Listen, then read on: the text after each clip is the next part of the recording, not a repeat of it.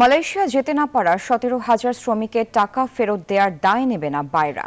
DRU সাগরণী মিলনায়তনে আয়োজিত সংবাদ সম্মেলনে এ কথা বলে সংগঠনটি। বলেন, মানুষের এই টাকা ফেরত দেওয়ার দায় সিন্ডিকেটের 100 এজেন্সি। এ সময় বায়রা আবারও দখলের চেষ্টা করছে মালয়েশিয়ার সেই সিন্ডিকেট বলে অভিযোগ করেন তারা। বলেন, গেল 12 অক্টোবর ডিসি কমিটির মিটিং চলাকালে আচমকাই হামলা চালায় স্বৈরশাসকের দোসর মালয়েশিয়ান সিন্ডিকেট।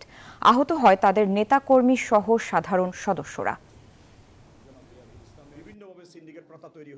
ইসি মিটিং না করে ওনার একক সিদ্ধান্তে ওনার সহযোগী দু একজন আছে যারা নাকি পোষ্যপুত্র সিন্ডিকেটের, তাদের নিয়ে ওই ঘটনা দিয়েছিলেন।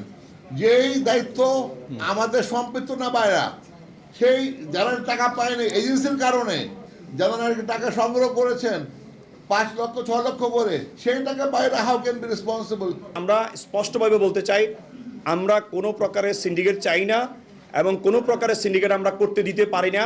এবং আমাদের সরকারও এই ব্যাপারে যেন, এই নতুন সরকার আসছে, আমাদের সকলের প্রাণের যে দাবিগুলো, এই দাবিগুলো সরকার আমরা মনে করি বিবেচনায় করবে।